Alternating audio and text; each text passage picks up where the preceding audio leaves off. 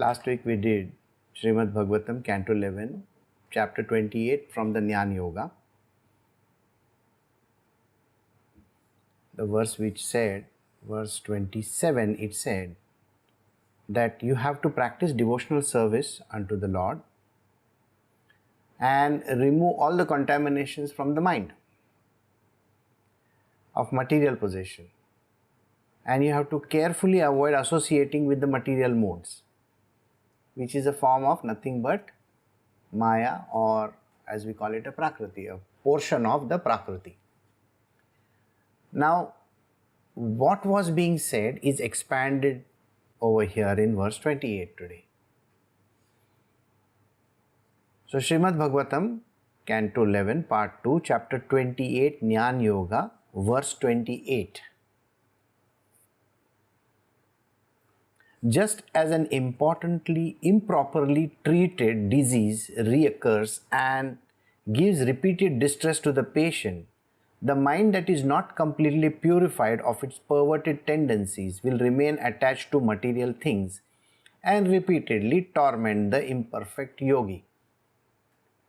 So, I'll read it again if you want, it's an interesting line.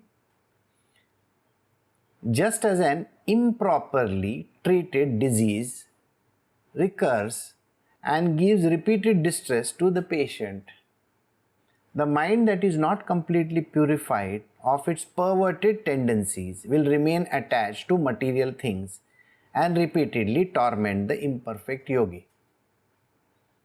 So, the previous verse we were discussing about how the mind needs to be perfected by practicing devotional service and removing all the contaminations in the mind.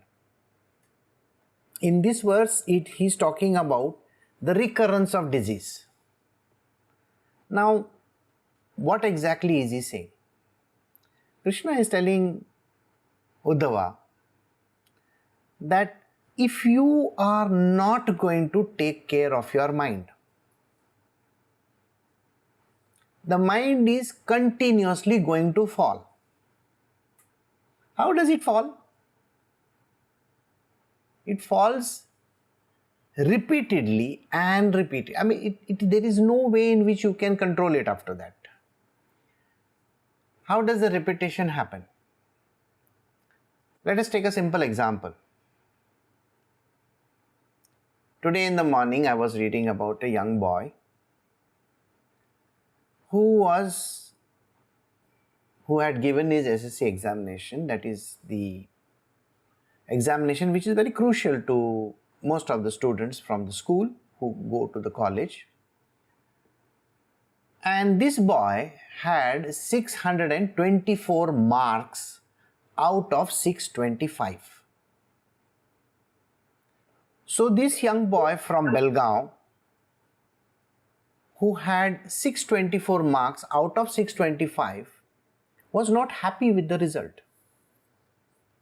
So he went for reassessment and he told the board, I think you have done something wrong.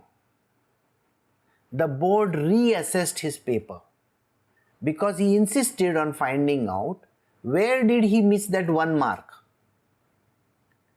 And the board gave him 625 out of 625. He's a young Muslim boy whose father teaches in a madrasa and a mother is a Kannada teacher in a school. His father said that my son is a studious person. He doesn't indulge in the social media. He doesn't have any, connection with the social media. And you may say that this person is only studious. He is not interested in any other thing. No. He is a leader of the social service group in his school, which is called National Social Services. I hope you understand what I'm saying. What I'm saying is this, that you have to be so good. The confidence which he showed that he is going to get 100% marks, 100% marks, Do you have such a confidence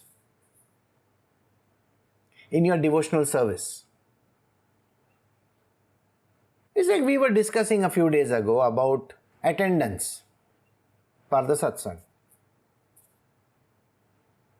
You will find that attendance for the satsang is sporadic. When people are sitting for the satsang, I would like to ask you one thing. When you have an examination, like this boy had an examination, and you had to write an examination, what were you doing? Were you looking up your Facebook or some other thing? I'm sure you were not. You were focused in that examination. If you had an interview, do you think you would be calling up your mother, talking to some friend of yours, or indulging in some other activity? No. You are focused in the interview. You may be trying to read about the company. You would be trying to decipher about the company. You want to know more and more so that you can pass in your examination in that particular interview. But the casual attitude people take when they attend a satsang, which is supposed to give them emancipation, by the way. I mean, if you are not interested in emancipation, then there is no point in sitting over here. If you are not interested in a spiritual knowledge, then why are you sitting over here? Then there is no need. I mean, you are wasting your life and time. Please understand, if you have something important to do, please do that. The amount of importance that you give to a devotional service, here you will find people are writing updates and other things. They are busy looking up news because the satsang has not started. It's like the movie has not started. So can I look up news? Can I look up my phone? Can I do this? Can I do that? And again, most important is called involvement. You are sitting in a satsang. A satsang is conducted in an atmosphere of a commune. A commune, you understand what a commune is? It's a community where people help each other. They're not just there for the heck of it. So you help around, you look around, you do something. You be a help, not a hindrance. So when you join a satsang, phones, other things are there, which is not a done thing. Do you think you will be allowed for an IAS examination with your cell phone? Do you think you can go and surf the internet when you are giving interviews? If you think your father or mother is dead, do you think when somebody is dead, you are going to be, oh, let me look up the news. You know why? Because my father is dead or my mother is dead, okay? Nowadays, okay, anyway, they are gone. Let me look up the news. This is the importance that you give. If you are going to do any other thing besides helping. So if you are on a remote call, that means now you are sitting in another place. Can you be focused? If it was an interview call, how focused will you be? Because you think getting a job and getting the money and getting a status and getting all those things in the world is important. Krishna is talking of devotion over here. And devotion is in love and devotion. It is not hatred and whatever the hell that you are up to. No. It is not about showing tantrums. It is not about getting angry with people. No. It is about being a part and parcel. It is being a group. Okay? That's the most important thing.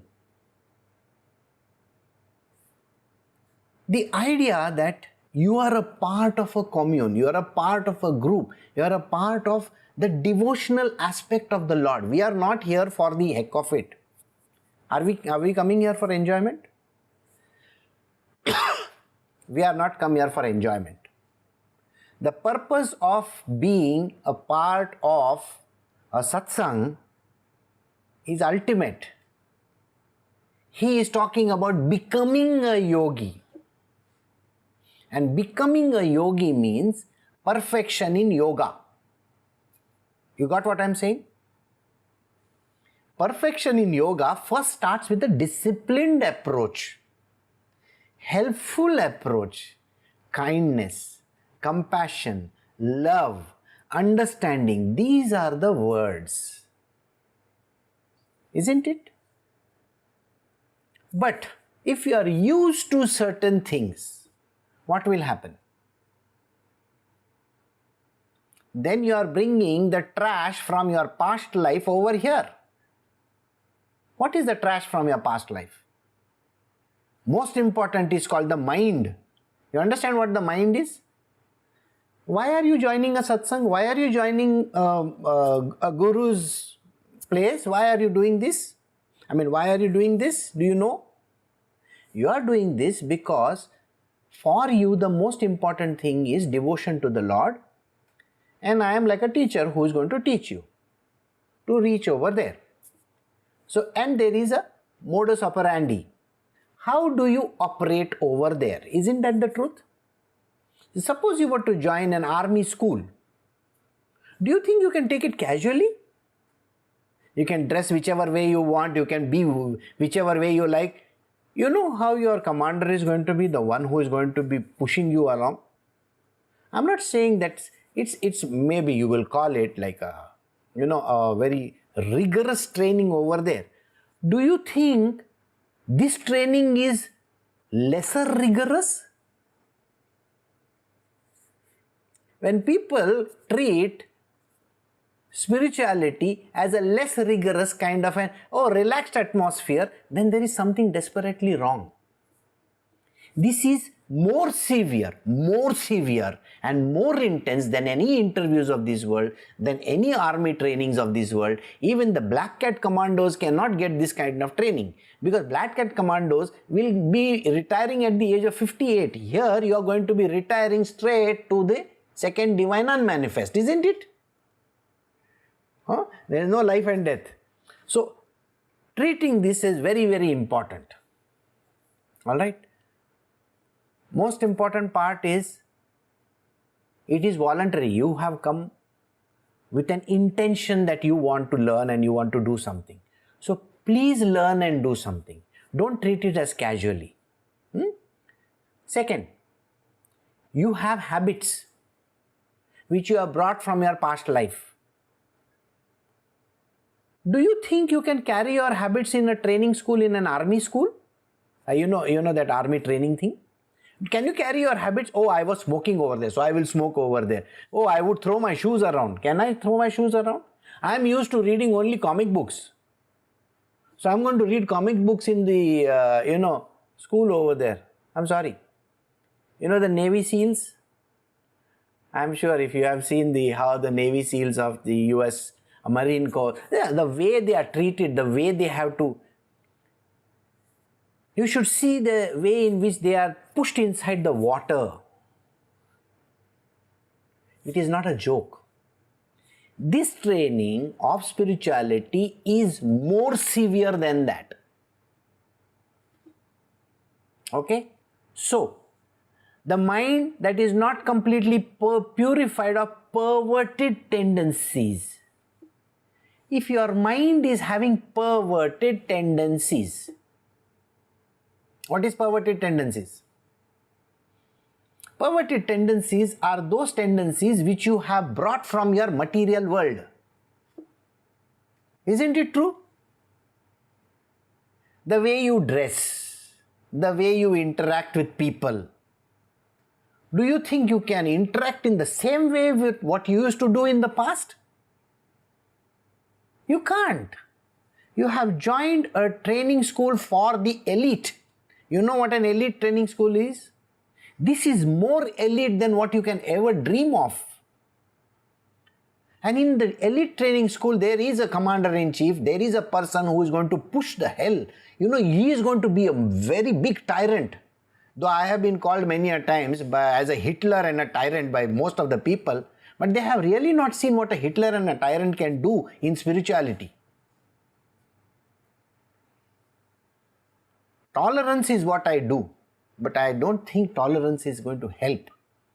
Because you bring your attitude and you bring your way of living over here is not the way that is to be done.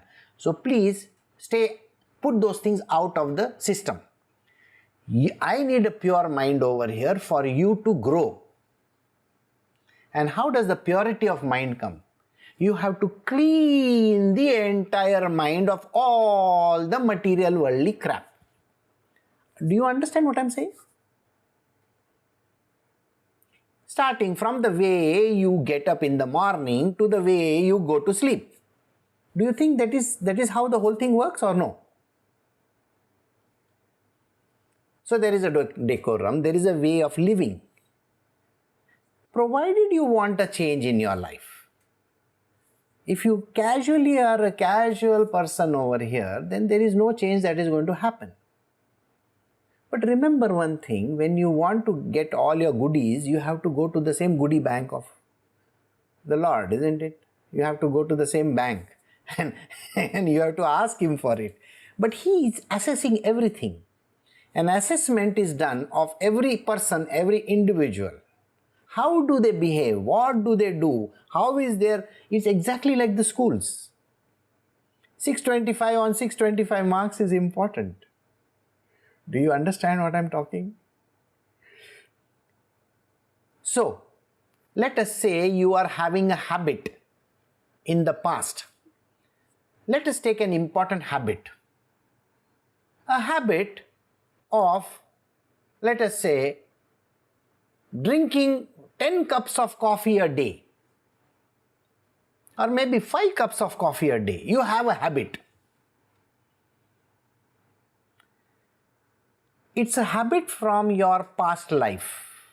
When you come inside this place, the habit has to be kept outside. Just like you keep all your habits outside in the training schools of the Marine, this is a worse place than that, isn't it? Because your aim is to become the number one in that world, isn't it? When you join the Marine Corps, what are you doing? You're basically interested in becoming the best Marine in the world, isn't it? So here, if you want to be the best devotee, you have to do all those things. So what does it work? So 5 cups of coffee, do you think you can say, I will now do, okay, because it's like this, so I will do only 3 cups. Do you think you can do 3 cups? No. Second, can I do 1 cup? No. Have you ever been to the Hare Krishna place? You know Hare Krishna, Hare Rama, that ISKCON temple? Do you think you get a cup of tea and a coffee over there? If you have joined ISKCON, do you think you get a cup of tea or a coffee to drink? No. They have a drink over there, which is, I don't know what they call it. That is what you get. So this is your past 5 cups of coffee to today having kashaya or some kind of a drink. Accept it or no? You have no choice. In the army training school, there is a time when you come for breakfast. There is a time when you drink certain things. There is a time in which you dress up for the activity. If the commander says you have to go for 6-kilometer run, do you go for that? Of course you will have to go, right? It's raining. Can you say, Commander Saab, बारिश हो रहा है, मैं अभी नहीं जा सकता है? Do you think you have the guts to tell the commander like that? If the commander is saying you have to go for a run in 6 kilometers in heavy rain, do you think you have to go or no? You have to go. So this kind of effort is required, and that is what is the assessment for devotion also. A devotional service is a service. Do you understand what I said? Nevertheless, see, I will read the line again. Nevertheless, until by firmly practicing devotional service only unto me, that is, to me, one has completely eliminated from his mind all contaminations of material possessions, passions. Material passion. What is the material passion? I explained about the coffee. I will explain to you about lifestyle of living on the clothes or something like that. Suppose you are used to wearing fancy clothes from fancy outlets. In devotional service, do you think you can wear whatever you feel like? Think about it. In ashrams, they wear orange clothes for what? So that there is no discrimination between anybody. You know that? So that everybody wears orange. For that reason. Because if you are going to put your mind to the clothes you are wearing, you are not going to be doing any practicing devotional service. You are not doing that. Next, if you have your own way of living, do you think you are practicing devotional service? No way. Practicing devotional service means you have to be part and parcel of the entire process. From the preparation of the day, like I can tell you what happens in the beginning of the day to the end of the day. In a big hall, the cleaning of the hall is done by the students, by the disciples, by the devotees. Preparation of that entire place, including the putting up of the garlands, the flowers, everything is done by people around. In silence. And no anger over there. Why the hell are you coming in my way? Nobody says those words. We have to do it in silence. After that, they lay out the entire seating arrangement. The seating is normally done on a satranji, a carpet, kind of a carpet. Everybody sits over there silently. Do you think they have come with their sweaters and jackets and stuff like that? I'm going to ask you this question. Do you think that is what they come up with? Does anybody come up with that? No. They have come to listen and they have come to do the sadhana. The sadhana is important. It's not comfort level. If you are looking for comfort, then you should join the yoga, international yoga groups. All those people who will tell you, okay, now you can wear, those mom and whatever, those kind of clothes. No, this is not a place like that. There is a way. So you sit like that. There is a satsang which happens. The morning prayers are there. Can you say, like I was a part of a place where the morning prayers were important. No, I can't sing, so I am not going to sing. You think you are allowed to do that? It's a devotional activity, whether you like it or not. Just like Raj sings the Janagana Mana in a theatre, she will say Janagana Mana Adina, the national anthem. Why is it that you can't sing over here? So singing is a part of an activity. Those kind of things are there. So devotional service, we are talking about devotional service, we are not talking about something else, okay? Firmly practicing devotional service. Firmly means absolutely firm. Firmly practicing devotional service. Then only you can eliminate the mind. But if you think you want to eliminate the mind in any other way, it's not going to happen. I can write and give you. It's written in this verse also. Your mind can never be overcome if you are not practicing this kind of a discipline, which is called the spiritual discipline. Your mind is going to be like a bomb, literally like a big H bomb or an A bomb or something like that. It's going to burst one of these days. You're never going to go anywhere. And if you're associating with the material modes, one must very carefully avoid associating with material modes. What is material modes? Material modes means the material way of living, the way we were used to living. How were you used to living? Uber, ting ding ding ding ding, ting ding ding ding ding. You use your app, go buy Uber. I want something, Zomato, order for it. So you order your meal, do this, do that. Those kind of things you are used to in your material world. I want to go for this, I want to do that, I want to do. That is the one thing that you need to avoid, because that is material contamination. Material contamination contaminates your entire mind, the process which you are supposed to. Otherwise, you have to be in that side of the world. Then the most important thing is, if you have not come for changing yourself and your mind, then you have to be entirely on the material realm. Then you don't have to be in this spiritual world at all. You understand what I say? This is the most important part. If you think you are a part of this devotional aspect of the Lord, then there are certain methodologies. Just like you have methodologies in all these Navy SEAL schools and all that places. Forget Navy school. If you have joined even, all those foreign schools that are there, what do you call them? International schools. I'm sure you know, I have heard of the international schools in India. Bangalore, there are too many. Do you think you can practice the way you want to? If there is a lights out, there is a lights out, isn't it? Can you say, no, I'm going to use my phone and the battery inside of it and read something? No. If lights out is there, lights out is there. So many years the children go to international schools. Do they follow a regime? Yes. Is there a matron? Yes. Does the matron look into how many toothpaste, toothbrush, these, that? Does she look into it? Of course. The residential schools are always monitored. Can you wash your clothes whichever way you like? No. There is a washing schedule. Why is this discipline given? So that you become the number one student.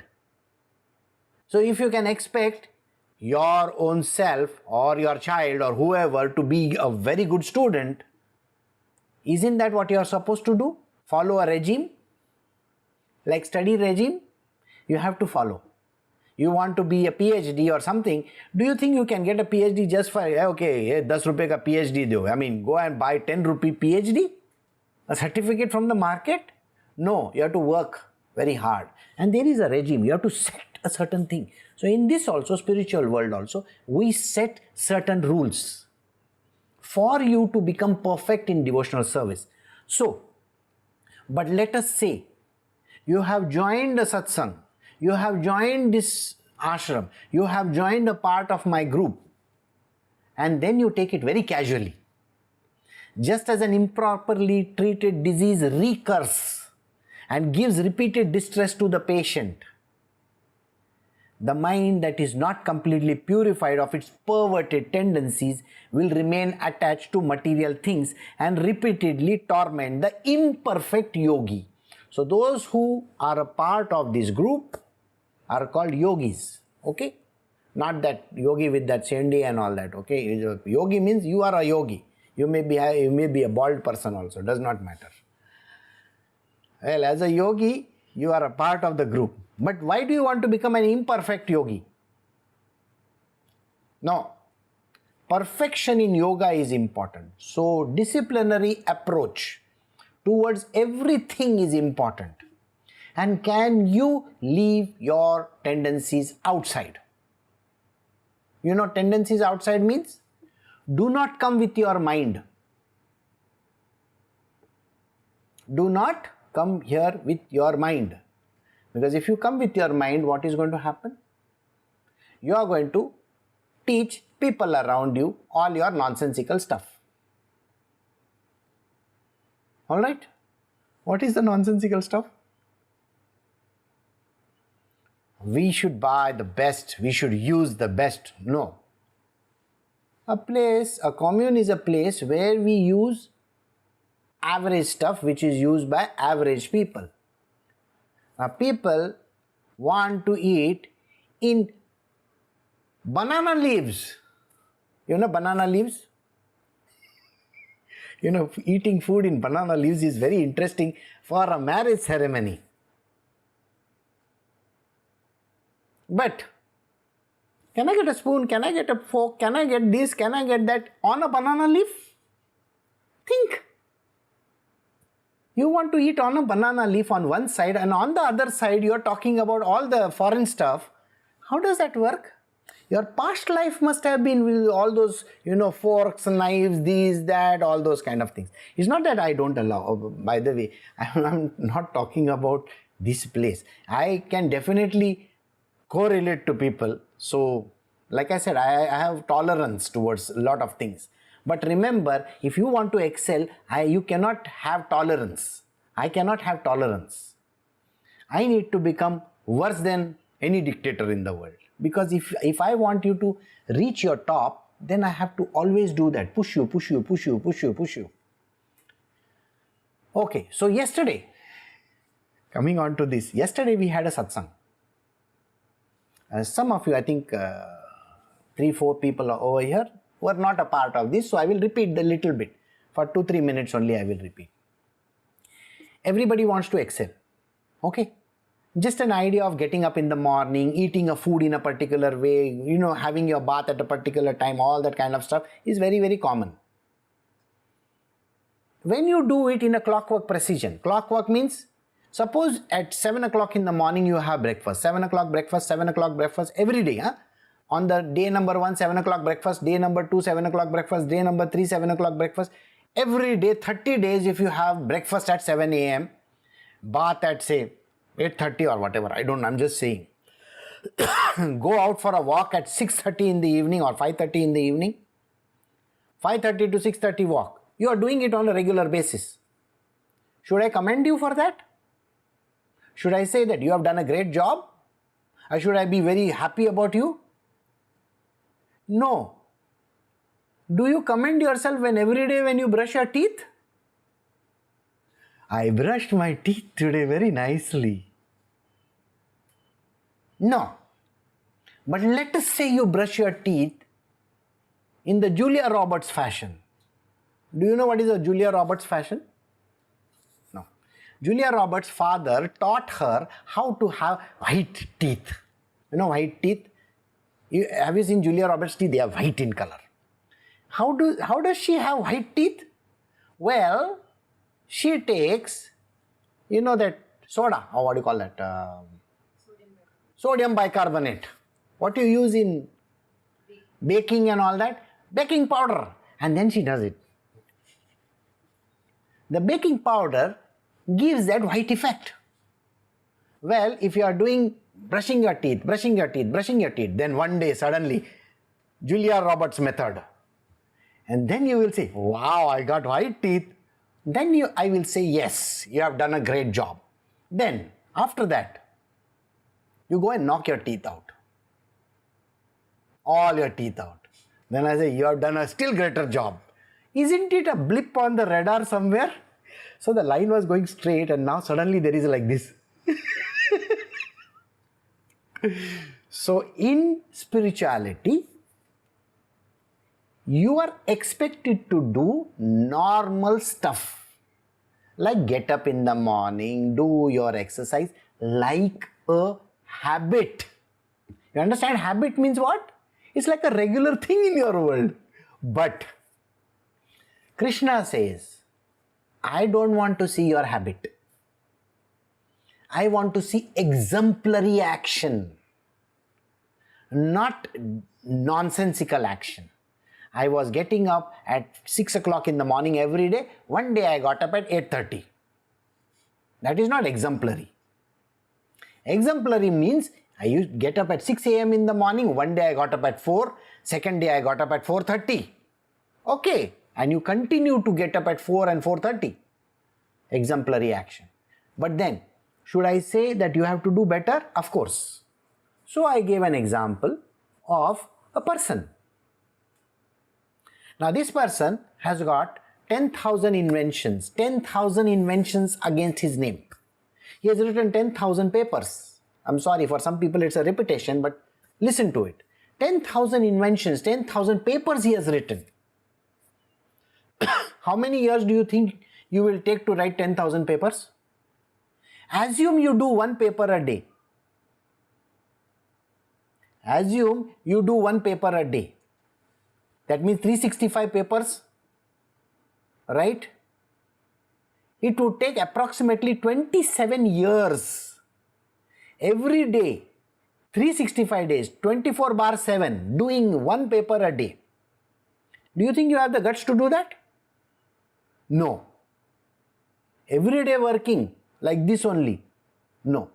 Second thing, every invention was different. not the same. Every invention was different. He wrote the theory and then he made the practical demonstration of that object also. That means how much time do you think that person would have taken? This man was also the person who invented the first aeroplane. I mean, he created a aeroplane, aircraft, 400 years ago. It's not Wright brothers. Wright brothers is now. This is more before that. He was a painter, a sculptor, a scholar, a musician, a this, a that, and everything in the world. He was everything. If this person could do all these things, can you imagine what he must be? He was a genius. This man, his name is Leonardo da Vinci. Leonardo da Vinci. The funny part about it was, you can write in straight. He was writing in a mirror image on all his papers. If you want, I will post one of those mirror images in Facebook if you want to see it. Actually, it is there in my Facebook page. Somewhere down it is there. So if you come to know about this, can you be so exemplary in life? Krishna would have definitely given him, special pass to his Goloka. I'm sure Leonardo da Vinci must be sitting over there inventing something, God knows what. But think about it, this is what it means. So if you want to excel, then only you can do something better. So that this disease of your past life does not recur, like I told you, 5 cups of tea or coffee. No, it should not come back to you. You have a lifestyle in the past. That should not be the one over here. When you join a satsang, when you be a part of a guru's commune, you cannot have your past brought over here. Because you know how you join a commune? Do you know how you join a commune? When you come to the guru, first and foremost, he removes everything that you have from top to toe. You know that? From here to bottom. Your clothes, your hair, everything is given away. Then you are given a new name. Why? Because your old body has to be destroyed. That means the guru is not murdering you. No. He is not killing your body or anything like that. What he is doing is, he is dipping you in this solution of, aqua regia. Have you heard of the word aqua regia any time in life? No? You see, aqua regia is the only thing which can dissolve gold. It's a solution of sodium, Have you heard of nitric acid? Yes. You have heard of sulfuric acid? Yes. A combination of nitric and sulfuric acid gives you aqua regia, and you dip gold into that, it dissolves. Otherwise, gold doesn't dissolve with anything. So, it's like that. You have to go through this process of change. So when the guru gives you new clothes to wear, and he gives you new, headgear also, you have a new name. And when you have a new name, he tells you, okay, from today onwards you can do this. So every past tendency of yours has to be kept outside. It has to be left outside the door. And then you start a new life, which means starting your life from A, B, C, D onwards, learning the process. Learning the process doesn't mean, Guruji, I don't know how to drink from a cup. Don't say that. Do you know how to drink from a cup? Common sense will tell you. So drink it from a cup. You should know all that. What it means is the way of thinking, the mind which you carried in the past cannot be brought over here. So the mind that is not completely purified of its perverted tendencies will remain attached to material things and repeatedly torment a imperfect yogi. So don't be an imperfect yogi, be a perfect yogi by firmly practicing devotional service with mind completely eliminated of all the contaminations of material passion. Okay? This is verse number 28.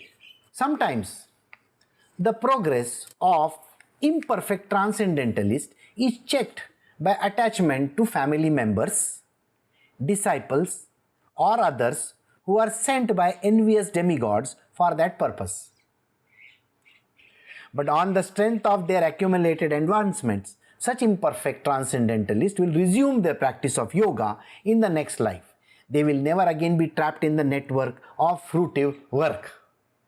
This is important.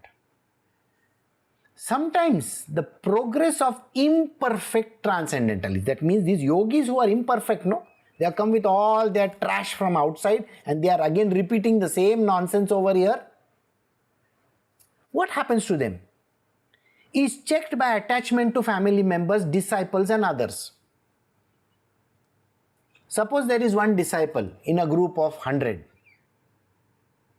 who has got the tendency, because he is an imperfect one, you know what is the tendency that he has? He loves to watch porn.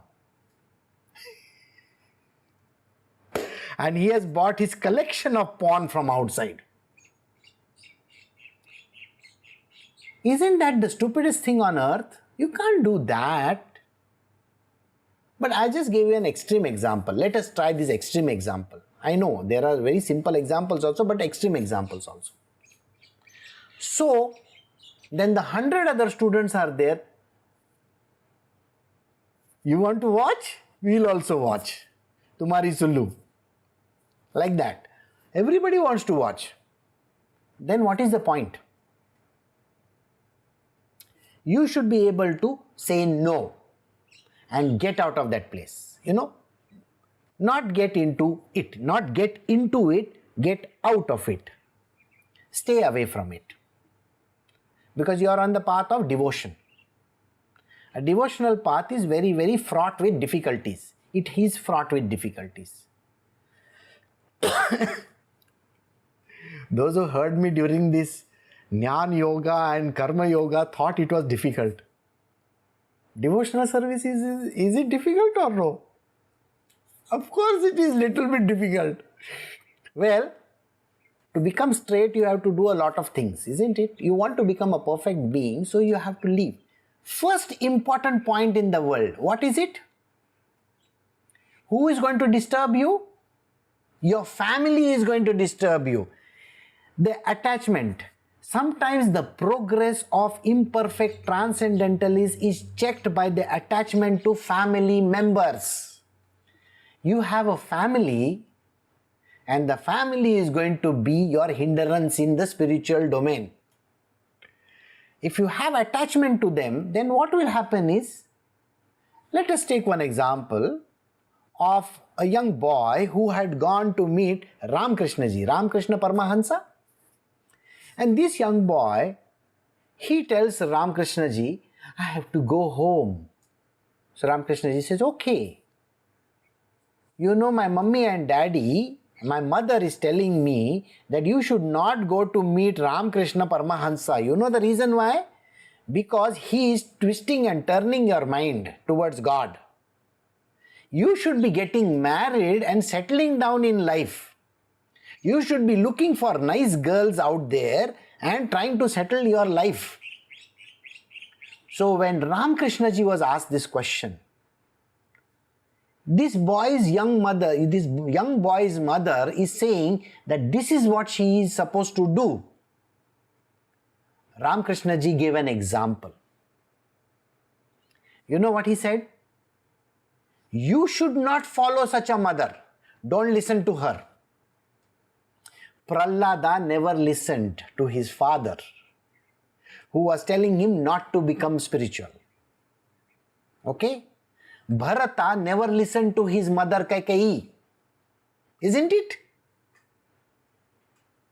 Likewise, don't listen to the people who tell you that you should not be in this place.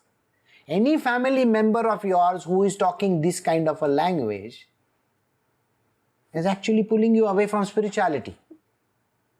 You want to get lost in the material world and you want to get into that, there is no way you can be saved. And family is the biggest hindrance, let me tell you. Second, other disciples. Disciples come with their, that mindset of theirs from outside. Not everybody can be perfect. So those who come with their imperfect mindset, they will come with their own mindset saying, this is what we got to do. If this is what we got to do, then you will listen to the other person. Isn't that the truth? Another disciple can be a hindrance to you also. If one person is behaving in an impossible manner, or in a difficult manner, or is not a help anywhere, is a character who is disrupting the entire place, the progress of this transcendentalist is checked by such kind of a disciple and others. So never get trapped into this kind of a thing. There is a guru over there in a place like this. He can guide you better. But are you willing to listen to him? That's a big question. Who are sent by envious demigods for that purpose. The demigods are the one who are sending these disciples, this mother, father, or these other people in your world to disrupt your life. Because you are on the path of spiritual, they will tell you all the nonsensical stuff. They will dissuade you. They will tell you whatever that is there in this world, which is going to take you away from transcendentalism. That means from spirituality. But if you have done certain good deeds in spiritual world, but on the strength of their accumulated advancement, such imperfect transcendentalists will resume their practice of yoga in the next life. So what happens? In this life you cannot resume. No way. Because if you have fallen into the trap, one example, just 1 minute.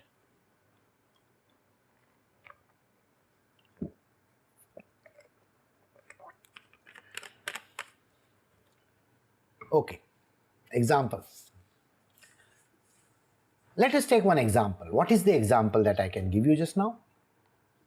You know this tobacco, it's called khaini. People are used to eating tobacco. They keep it over here. Or snuff.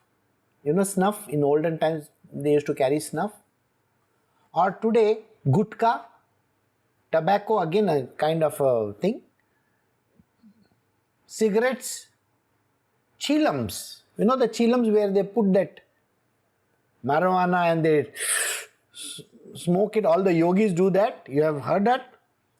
Suppose one of them introduces you to the subject of, let us say, smoking pot. Because according to them, by smoking pot, you will get God.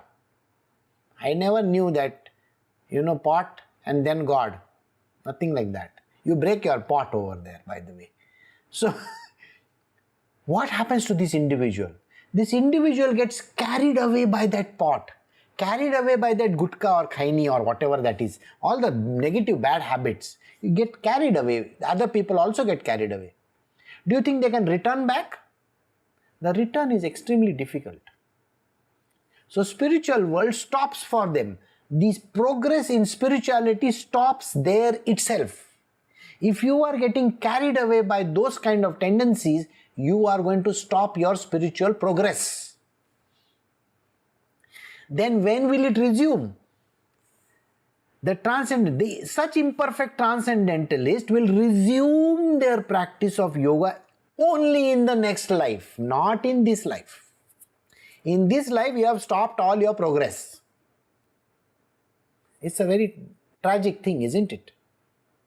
So when you come the next time, then only you will be able to do something about it, otherwise not. So can we not do that?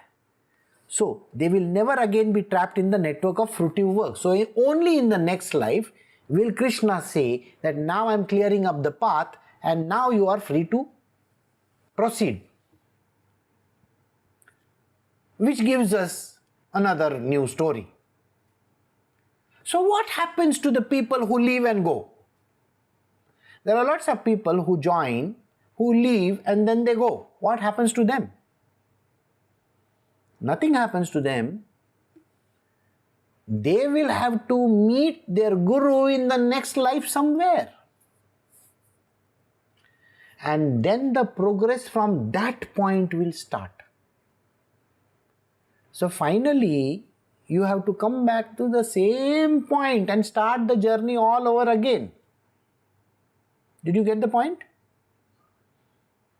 It is like getting into an aircraft. Okay, the aircraft is going to fly from New Jersey to say Mumbai. And now there is a fight in the aircraft somewhere over the ocean. You know how air hostesses and pilots and all those stewards and all, nowadays they are very, very strict. So let us say somebody says, I want another glass of wine. And the air hostess says, no. But you can give me a glass of wine. No. So there is a kind of an altercation over there saying, you can definitely give me. No. Aircraft rule says, I want to use the toilet in the first class. No. Use the toilet behind. He says all the toilets behind are occupied. Can I use the one in the first class cabin? No. Then I'm going to shit in my pants. So the air hostess will go and tell the pilot, and the pilot will turn the aircraft back again. The disruptive passenger over here, he has to be offloaded. So they will come back to New Jersey only. They won't go to London. He will be offloaded over there. So it's exactly like that. You have to start from the same place all over again. Why do you want to start from the same place? Can you not continue in this life? Why do you want to keep on falling? So stop yourself from making those mistakes. Stop. Don't get angry. Don't get upset. Do not allow that ego to come in the way. Do not say bad words. Don't open your mouth and say anything nonsensical. Keep your mouth shut. Just follow the rules. Otherwise, you are free to be a material worldly person and go back into the material domain and do whatever you want to. There you are free to do whatever, and then you have a cycle of life and death. It is not that there is a threat over there. No, it's not a threat. 99.9% of the people have the cycle of life and death and life and death and life and death and life and death and life and death. 99.9% of the people, you can be that. Why you want to be Leonardo da Vinci, no? You don't even have to be Leonardo da Vinci. You can be an average human being. You want to excel, you want to be the best of the devotees, this is what you got to do. Excel yourself. Excelling yourself in whatever you do. Practice the yoga of discipline. The yoga of devotional service is a highly disciplined approach towards God. Now, in the next 1 minute, I will tell you what is the approach. The disciplined approach, number 1, do your service. You know, service means what? Not with reluctance. Don't do it with reluctance. Do it with full heart in it. Do your daily rituals, whatever they might be. It could be getting up early in the morning, doing your prayers, saying pujas, all those kind of things. You want to listen to devotional music, please listen. You want to do meditation, whatever your Guru has prescribed you, you should do. Don't do it with reluctance. And don't say these words, this Hitler is telling me to do that. You understand what I'm saying? The Hitler Guru is telling me that I am supposed to do this. The moment you say those words, you are back to square one where you started. Don't even say those words. They are not good. If you think there is a Hitler regime, then you are better off in the material world, isn't it? Where nobody gives a damn to you. And you think you are a free bird over there. You know how many problems are there in that world? So better to be in this world and follow a strict devotional path so that, and don't fall on it, don't ever fall on it, because don't give up to temptations. Whatever the temptations might be, whatever the obstacles might be, overcome them. Become strong, become powerful, become great, go towards excellence.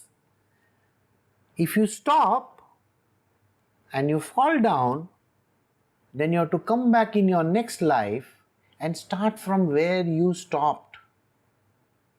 So those who have left and gone, like I said, they will have to start from where they have left.